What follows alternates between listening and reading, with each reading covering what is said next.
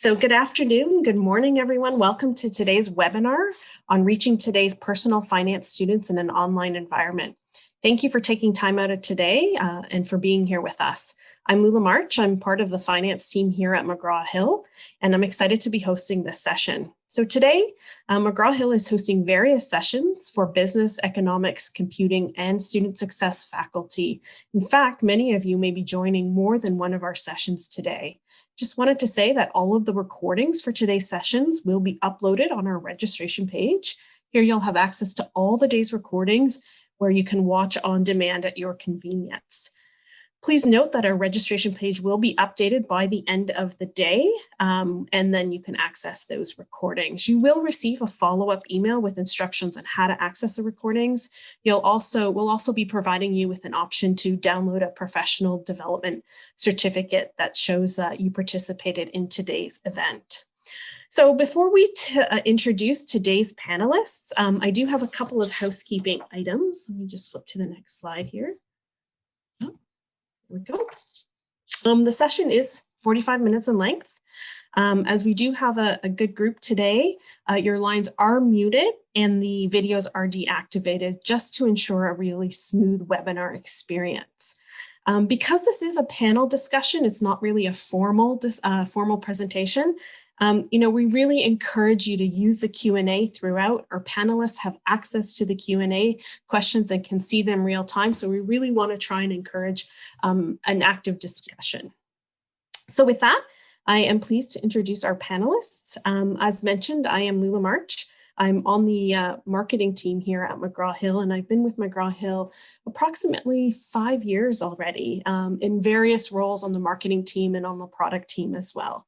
I'm going to be facilitating this session along with my co-partner here, Alwyn Pinard. So I'll pass it over to her so she can do an introduction to herself. Hi, everybody. Thanks so much for joining us today. Great to have you here. My name is Alwyn Pinard. I've operated as the portfolio manager for the finance list on and off, I think, in the 6 years or so that I've been here now. I'm fortunate to know Lewis and Ernie here both pretty well, I would say, by now over the years, and have worked with them in different capacities, but I'm thrilled to have them as authors on our personal finance text here with McGraw-Hill. I'm in charge of, looking at products from sort of a very high level. I'm sure I've probably reached out and talked to a handful of you in the past. So looking forward to hearing your feedback from the webinar today and perhaps connecting with you in the future. So, hi, everyone. I'm just going to make sure, can you hear me? Perfect. Okay. So hi, everyone. My name is Megan Hay. I'm a digital account manager with McGraw-Hill in the Greater Toronto area, and have been for about 4 years now. So in my role, I work with instructors such as yourselves, and I help them with course design, implementation, tech support throughout the semester. And right now I'm busy, very busy building midterms. So I'm here to make sure that you are successful in your online delivery. Hi there, I'm Ernest Kerst, and I've been teaching at the post-secondary level for about 12 years. I'm currently teaching at Sheridan and in the audit and finance section, leading students into the CPA program and other professional programs that they may choose to go after, such as CFP or CFA. Hi, everybody. My name is Stevenson. I have been a CFP for, hard to say this, almost 30 years. And I've been teaching at Brock University for about 15 years, funny enough. Started at corporate finance and then transitioned over to personal finance once the course opened up. And just been enjoying it, actually. As a part-time gig, it's my downtime, I like to call it, but I actually do take it pretty serious. So. That's great. Thank you. We wanted to kind of kick off the session with a poll question. So just bear with me. I'm going to launch a poll here. And encourage all of you to sort of answer this question. What is your biggest challenge teaching today? Your biggest challenge? Is it student engagement? Is it quality online course design, academic integrity, student success, or is it something else? So please go ahead and.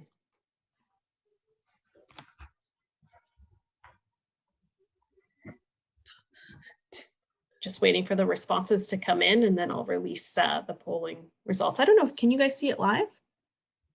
You can. Okay. All right. Looks like student engagement, academic integrity. Yeah. Very good. Okay. So I think, we realize that there are quite a few challenges, obviously, in this COVID world with teaching students in an online environment. And, each of these can be, an issue in itself and a challenge for you.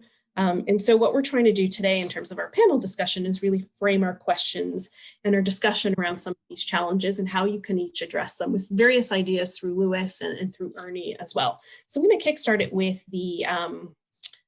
I'll just share the results so everyone else can see that. I'm going to kickstart it with the first question here to our panelists on student engagement. So with COVID-19 and the transition to online course delivery, what were some of the initial challenges you faced teaching personal finance, and how did you overcome these challenges to deliver an engaging course? Lewis, did you want to go ahead? Sure.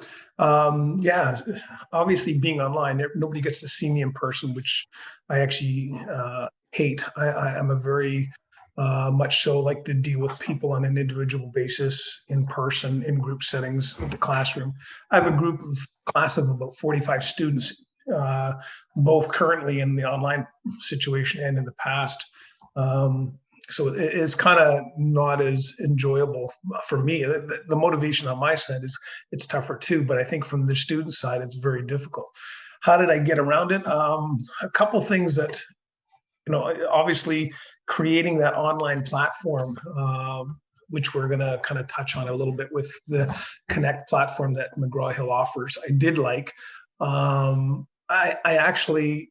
One of the things that I actually made a decision on right away was to eliminate an exam, simply because I'm not a big keener of, and I know Ernie, you deal with it on the accounting side of it, but I struggled with the whole content from an examination standpoint and student, and we're going to talk about this, the integrity side of it. So I eliminated the exam and actually created a case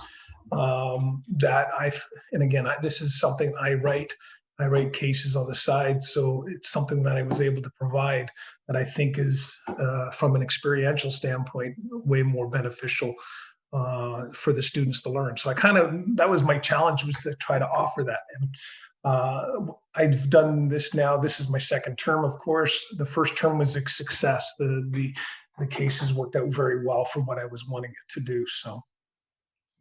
And I found the biggest challenge here was within myself, first and foremost, was how do I transition from my in-class, my ability to have some feedback immediately from students, ad hoc feedback, read body language, to what the technology is around and what's available, and then how do I use it, and then how do I integrate it into my now remote lectures, and so.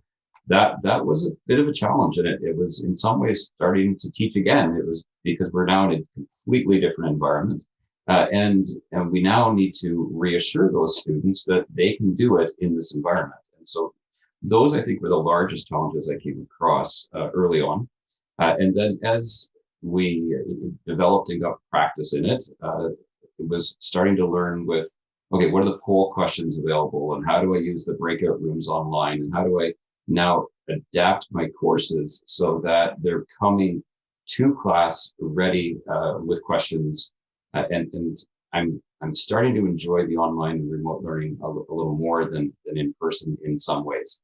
Obviously, some of the ad hoc ability in class or to draw out charts is gone, but the forced planning and the ability now to rely on the technologies that were there before, but I didn't use. And so now I'm able to use them. And I think I will continue to integrate them as we proceed, and hopefully go back to classes within a year or so.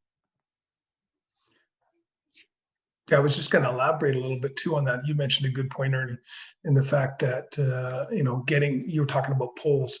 The one reason why I like the case component is because it's a discussion point that I can actually have with the students. And yesterday I had a girl, because I do introduce a tax return into the case, I had a girl ask 30 questions at least yesterday in class. And most of the class were sitting back just, and she said, "I'm sorry, guys." And the comments that I was getting on the chat board were, "No, you go, girl," because she was asking all the exact questions that everybody was wanting to do. So it was, I really was really happy with that, that interaction, because you miss that from the class standpoint for sure. Absolutely. And the weakness here is in the after class discussion or the break time discussion that you can have with smaller groups in person. Yep. But the strength now is that we can record sessions and refer back to them, and students can come back to that session and learn again if they need to. So there's always going to be trade-offs. Yep. Ernie, there's a question for you. I see a question here. So what technology has been utilized more? So I've considered course design, which I think is one of the next section questions on how students are coming prepared. So what have I assigned before class? Have I got questions that are due before class that maybe have a small grade component to it, like a 0.5% type grade component? And then in my lectures, being able to use the chats that are incorporated into the lectures, the polls, so you can do poll questions within your lectures. That way I can get quick responses and some feedback on if I'm making my point clearly with the class.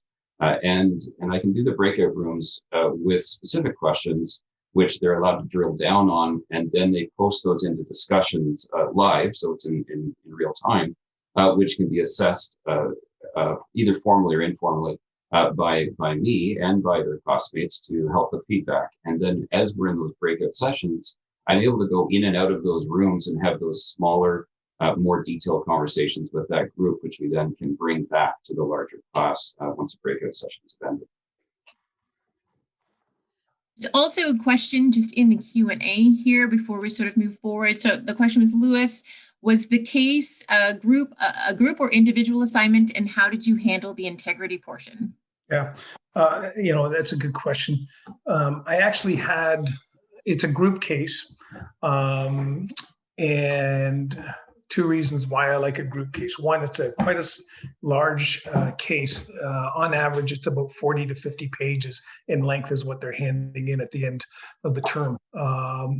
So it can be quite comprehensive. As for the integrity component, I'm pretty fortunate. It's funny enough, you mentioned integrity because my daughter, I'm naive, I guess. My daughter shows me a website with everything posted of all old exams, my cases are on this website. There's no marks because I don't give back the actual cases after they've been submitted. They just get a review time later on. But I actually write my cases every year to try to keep the cases changing all the time. So it's hard to replicate them. But yeah, there actually was a case where I actually caught somebody paying somebody to do the case for them. The person they paid to do it didn't do a very good job, and it was actually discovered. They went to our disciplinary committee and actually got in trouble, big zeros, of course, and it was a bad situation. It's hard to kind of keep that off the board. I try to keep the cases more modern and new, and changing, so there's no replication there. But the one thing I do admit, so group cases, my daughter hates group cases. She will tell me, hate group cases because she's the A type. She wants everything done her way or it's wrong, right? So with the group though, I do like, because I like group dynamics. I think from a work getting in, and we're going to kind of touch on this, how to prepare people for getting out into the workplace. That group dynamic is fascinating to watch. And there's always the one slacker in a group that decides he doesn't have to do his part. So I'm actually quite adamant about consequences with the students like this. And I've had one case where I actually threatened the student straight up. He was going to get a 0 on the case, and it was the quickest fix in the group situation. group complained that this person was not responding. So it was a basic, instant, you're going to get a 0 based on what I'm hearing. So, but as far as the integrity side of it and whether or not they're going outside of a secondary source to someone to do it, that's hard to control. But usually you can see it because I'm fortunate enough, the textbook allows me, and I've got enough time that I can provide some class time for the case. So it gives them the time to meet in their group. So one, they can't complain that they can't find a time to meet together. And secondly, it gives me a chance to walk around the room and kind of see what's going on and what kind of direction they're going.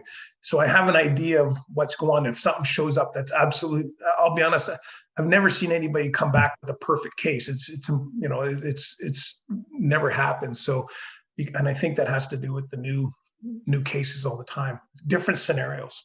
Yeah. Well, on that point then, Louis, so I had a question here. I mean, you're talking about physically being able to kind of walk around and help prepare students. There's a question here in the chat that says one of the challenges now with online delivery is sort of in regards to student preparedness. So students seem to be even less prepared now for the live sessions and for exams. Now, I know we've got some sort of upcoming discussions about that, so maybe it'll be covered there, but anything sort of you wanted to sort of say on that note before we move forward? Yeah, I'm just reading it here. So just on this note, I think what I try to do is like I say, do some sort of pre-class activity that's required, and other things that I do, and I sometimes do this in the same class, depending on the level, is I will use cases as Louis does, but I'll then use those cases at the early portion of the lecture, so that students aren't coming with that case information. Then they really very quickly learn that it's going to be an integrated part of the lecture, and it's an important part to understand how information is applied or how it may be presented in a case scenario, which is information they're going to need as they proceed into professional exams. Many professional exams are using case approach, and the language is important to understand in those cases, and the implication of that language is important in order to size up the company and prepare an appropriate solution. Yep.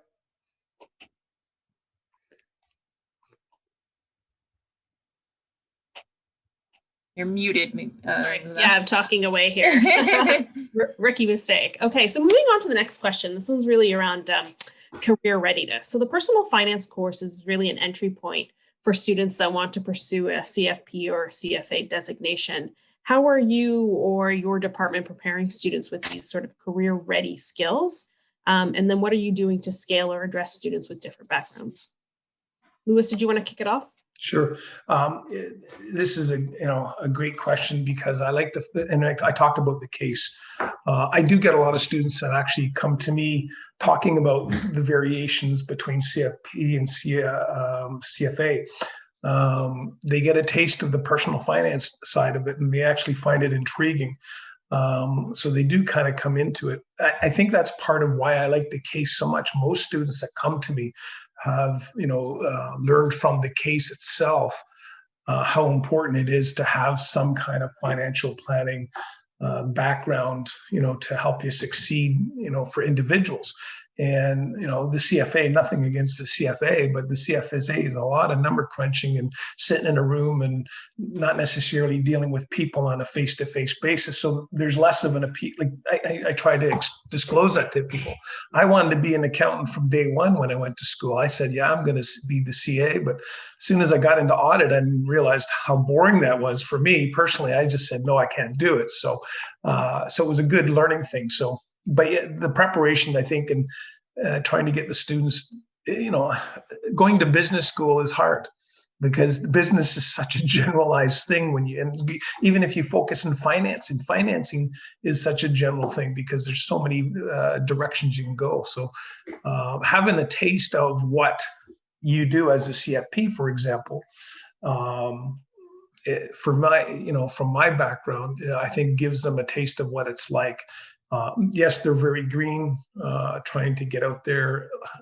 What I like about, for like I said, the case too, is when you're dealing with people, because you're in a group setting, and one of the things I think is missing for a lot of students is the ability to think on their own. That's why I like the case, because I give them a little bit of leeway to do some research, do some, different directions in their plannings, right? So I'll use my daughter as an example. She's working for a firm, and she says she's got somebody that's working underneath her, and she says the person's driving her nuts because they're asking what to do all the time. So they haven't got any quite direction.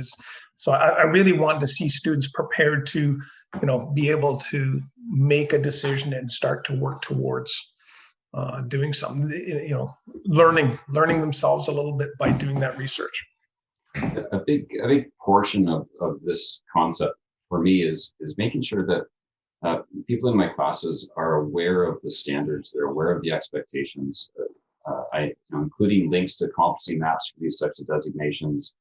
What are the standards that are needed to meet these designation requirements?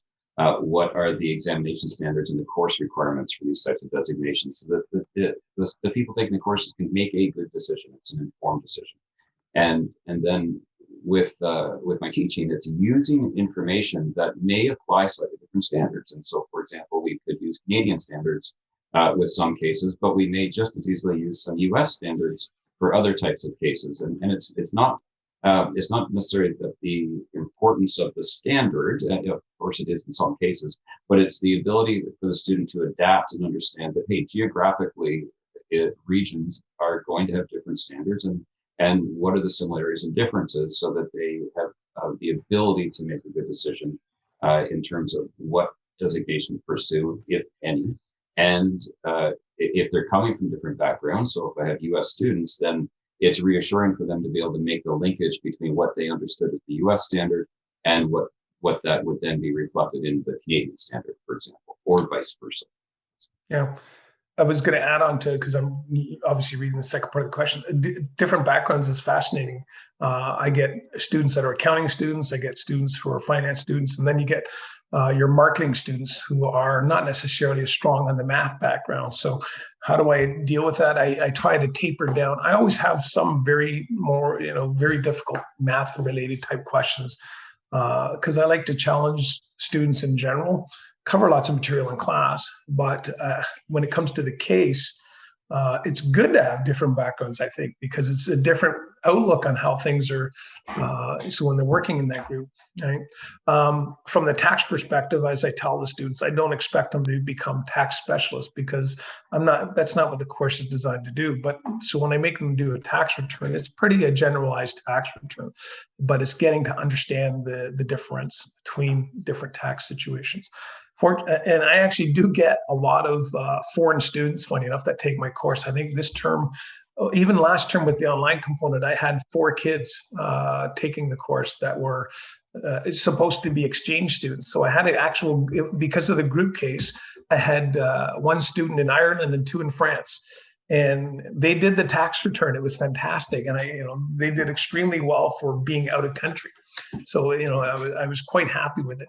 The success for them, and we'll talk about that, because the online component that they can do does provide them the ability to have some success. So you don't have to be super smart in the math side of it to succeed. You just have to be willing to do the work, is what I always say.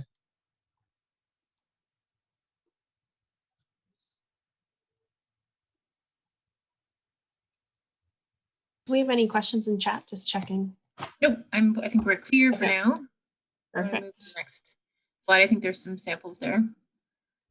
Lewis, did you want to speak to these? See where some of your screenshots. Yeah, so it's funny enough, my first quote when I talk in class, I used to do this in corporate finance too, because the biggest quote, I've always been I love football, I love sports in general.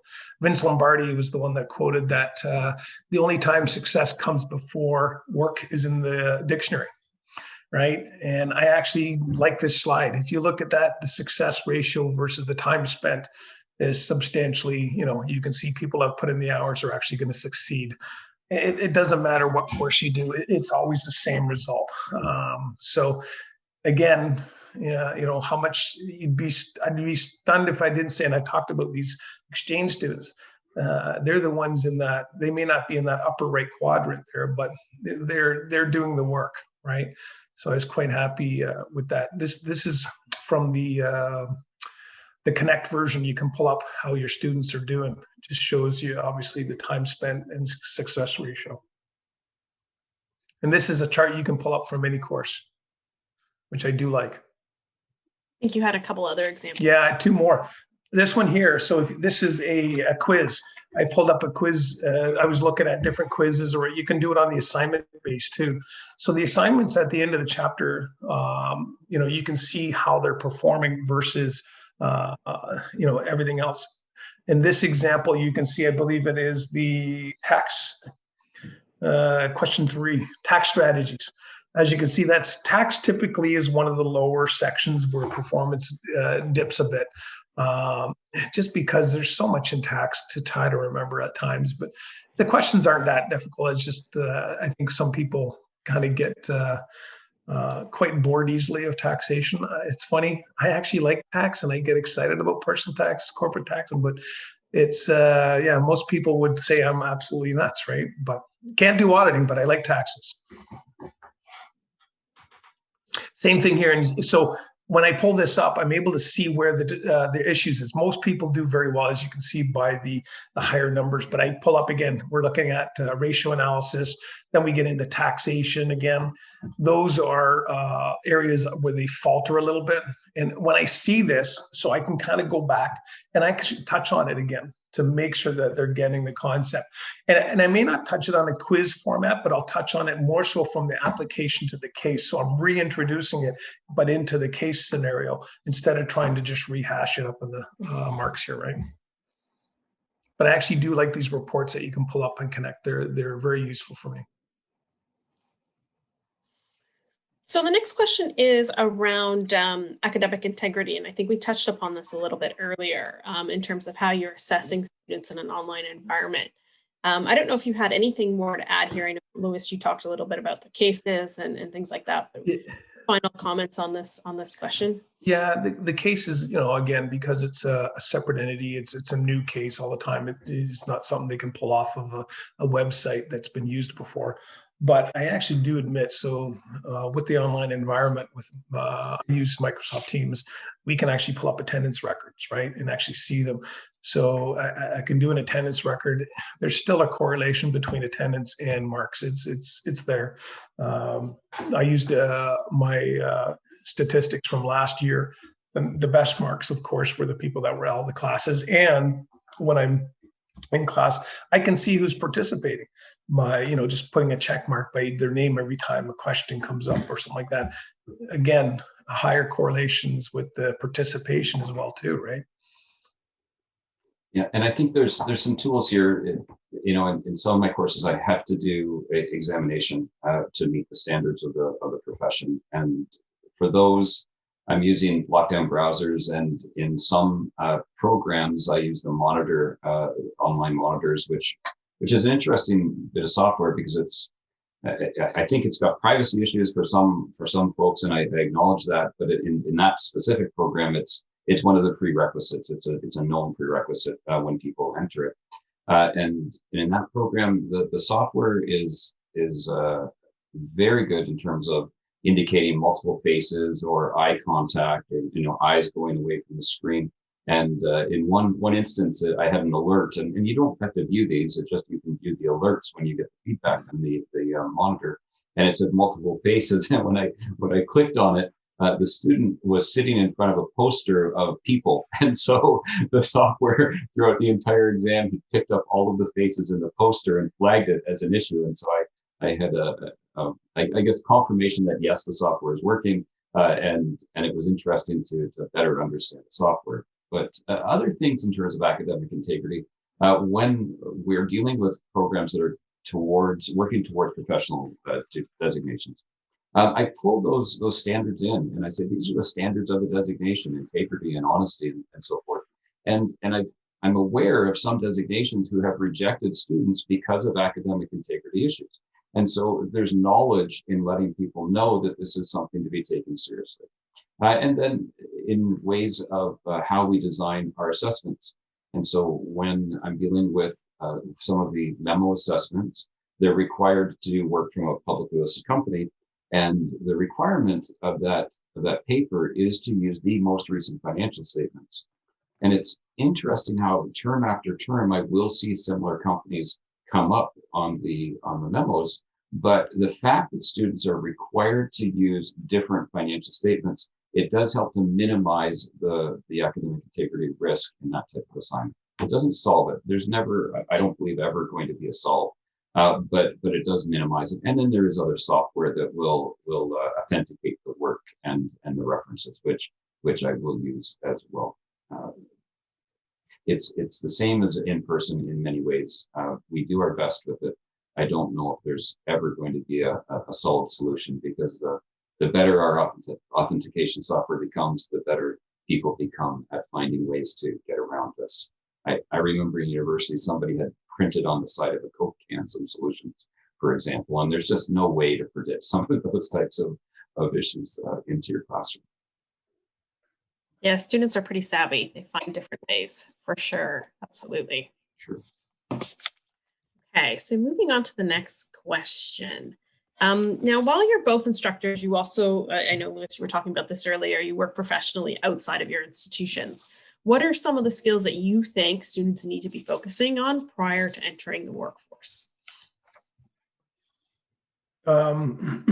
Excuse me. Again, so, when it comes to work ethic is a big one. I talked about the group case again, the ability to work in a group environment being pretty important, especially in business. There's, other than auditing when you're sitting in a room by yourself looking at books or these computer screens nowadays, but you have to have that ability to work with other people, and I think it's a good thing to kind of get them to work on. Also the ability to do some research and work on their own too, right? Not necessarily where you're being guided the whole time, or gives you some ability, and that's a planning side of it, even from going post-grad studies, right? Because if you want to do your own research papers, at some point you're going to have to get out there and do some research. So that's a good thing to have.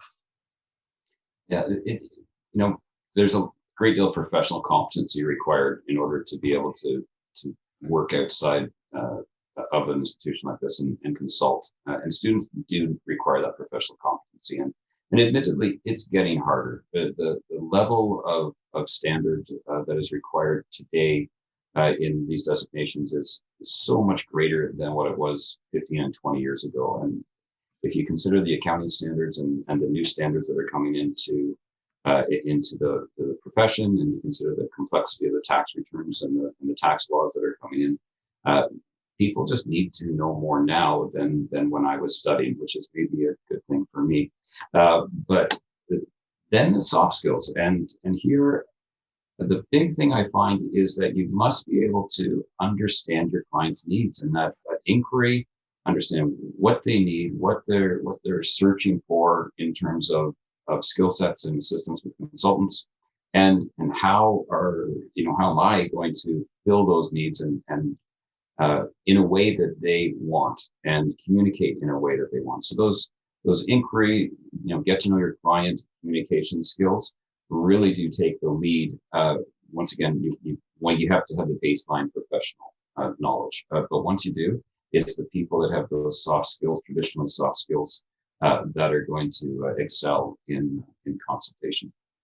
And do you think that's been a challenge? I mean, this year, I would imagine it's been difficult for students, right? Not being able to sort of be out and be face to face. Do you think having to be online? And certainly I'm interested in hearing from any of the attendees in the chat if they have anything to add to this too, in terms of, the challenges with some of those soft skills, and feeling like students are really prepared to enter the workforce when they've been kind of isolated and out of the classroom this last year and they've had to be online. So what sort of your feeling about that? Has that been an issue, do you think, or? Sorry, Anna, I was going to say, it's one thing I do, it's a good point, because, when we teach online, I get with teams, I have a bunch of initials that I'm talking to most of the time. when I want them to actually speak, I actually tell them straight up, I want to see a face. A lot of them, there's a little bit of reluctancy, and it could be because their hair is not made up. I don't know. It could be something simple as that, but it really is important, I think, to see a face. You see the initials, it doesn't mean as much, right? You really like to see the expression. What is the statistic? Is 10% of communication is actually the words. It's the 90% from the facial expressions or body movement, etc. That actually is more important, right? Yeah, I would agree. I think that this is not going to be easy for people, and students that have never had to hold these client meetings or pitch these ideas to a group are doing it electronically, or they're doing interviews electronically, and so in that world they may be better off than what we expect. But once the business world comes back to face-to-face interaction, I believe they're going to be faced with challenges, and I don't have those answers as to how they're going to proceed. I think they'll adapt. We all learn one way or another, and I suspect they'll learn the hard way, just like some of us have to do. Enough. Well, in the meantime, I think we've got Megan here who's going to walk us through some sort of experiential tools, I believe, that can help with that in terms of not being able to sort of be in this face-to-face world right now and the challenges that poses. So before we wrap up today, maybe Megan, we can get you to chat about the tools that we have here at McGraw. Absolutely. So just making sure you can hear me since we had those difficulties at the beginning. Perfect. So Lula, if I could share my screen. Sure. Yeah. So while we're doing that, as I'm sure you can imagine in my role and in my conversation, I've had conversations with many instructors. And the biggest challenge and frustration that I have heard, aside from the obvious lack of time and resources, is how to create engaging and valuable assignments that address the higher levels of Bloom's taxonomy. Most importantly, how to do that without significantly adding to your already demanding workload. So for those of you maybe not familiar or need a refresher on Bloom's, I have a great visual on the screen here, a great visual summary. And so you'll see on the y-axis, we have the levels of Bloom's. So you have the lower order thinking skills at the bottom, remember and understand, all the way up to the higher order thinking skills, evaluate and create. So unlike assessments for the lower order thinking skills, which are easily addressed by existing online questions, so think multiple choice, true, false, mix and match, as we move up the axis to the higher order thinking skills, assessments traditionally don't exist in that same auto-graded, pre-made, easy to assign format. They require time to think up or make feasible in an online environment. They require time to create. Most importantly, though, they require even more time to mark and then provide feedback that's valuable to your students. So there is good news. All of that has changed with the new pre-created, auto-graded application-based activities that, I'm sure as you have guessed, address the higher order thinking skills that engage your students as they apply, analyze, and evaluate. These are new to our finance titles this year, and I'm here to give you a quick overview.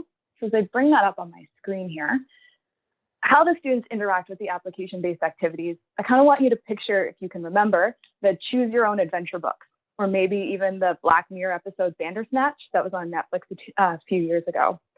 So this is very similar to how your students are going to work through the application-based activities, but of course with a finance twist. So I'm sure, as you all know, most of your students are probably interested in video games, or those that maybe aren't interested in video games. Many students are looking for a safe place to learn or to, experiment with their learning. The ABAs, application-based activities, put your students into familiar situations where they're going to answer questions based on information that they're provided with, as well as the course content that you provided them in your lectures or that they read in the textbook. So for example, this one here is based on personal financial planning due to COVID-19. You'll see that they get an activity description. Their learning objectives are listed out clearly. So if they wanted maybe to have their textbook nearby for reference, they know where to look. And then their evaluation and scoring is laid out clearly for them. So there's no questions about that. One of the best parts about the ABAs for your students is that they're provided with immediate feedback throughout their involvement with the simulation. So I'm just going to scroll up here because clearly I've interacted with it. The student, Jamie Lee, is interacting with the computer. And as they go through, they get immediate feedback, whether their answer is correct. And then they progress that learning. So it's not just a basic question, it continues on. You'll see on the right-hand side too, they get information that they have to work with. So it requires critical thinking skills as well. The types of questions that they're asked range from multiple choice to, I had to do a numerical input in here, as well as drag and drop. So it's different activities that keep them engaged. And sometimes the feedback is fun too. So you can go without your gym membership, takeout and cable for several months to keep on budget. Oh dear, okay. All right, so the feedback doesn't just happen throughout the simulation, it also happens at the end here. So let me click here. So they get personalized feedback. Not only do they get their overall score, but that's broken down into the learning objectives. So I can see that, great, I really understand how to identify my current expenses, but maybe before my test or my midterm, I should spend some time focusing on these two learning objectives here. So again, we know that students are stressed, they have a lot on the go. This really helps to direct their studying so that they're efficient with their time. So while the feedback is great for your students, for you, the instructor, the assigning is super easy. It's at a click of a button. You can see we have several topics here available in finance. Simply pick your topic. And from there, you just pop in the assignment title, the date, point, and the number of attempts allowed, and you're good to go. And then further, depending on your institution, we can integrate with your learning management system, which makes the gradebook sync really easy, and it makes direct access for your students, so you don't have to deal with any technical issues on that end. To really experience the application-based activities, I do recommend that you jump in and try a few on your own. Your digital success consultant can help set you up with that. But yeah, I think they're a great way for your students to really engage with the material. And I've personally had feedback from my instructors in marketing, business law, and intro biz. The feedback on their course evaluations from their students have been extremely positive since they've started to implement these. So if you're looking for an easy way to hit those higher order levels of thinking, then the application-based activities may be for you. Thank you, Megan. That was great. I know that you tight time frame to kind of put that. Yeah. That was a lot of good information. 5 minutes. I know we have about a minute left. I will try and take a couple questions before we have to sign off. Let me take a quick look here. Yes, we have access to the ABAs right now. They are available in Connect. Oh, sorry. Were you answering that, Owen? Yeah, we were working at cross purposes. Yes, they are available. And the one thing I will say is a bit unique about the ABAs that accompany this textbook is that they are aligned with the running cases in the chapters, with the exception of the COVID case that was added sort of recently to sort of keep up with those sort of timely features, which will happen from time to time. We do try and kind of stay on top of what's happening so that we can keep content relevant for your students. But they are sort of tied to that running case that goes in the textbook. So they do align quite nicely to what the students would have already experienced. Great. Okay, I know that we're at the 1:45 mark, and unfortunately we have to sign off, but I do want to take a moment and thank both Lewis and Ernie for joining us today. We really appreciate the discussion. And for anyone on the line, if you're interested in learning more about the application-based activities, as Megan mentioned, please reach out to your digital success consultant or your account manager. We can certainly set you up with a demo for that for sure. So anyways, thank you, everyone. We hope that you have a good day, and thanks for joining us. Take care. Take care. Stay well. Thanks, everyone. Thank you. Thanks, everybody.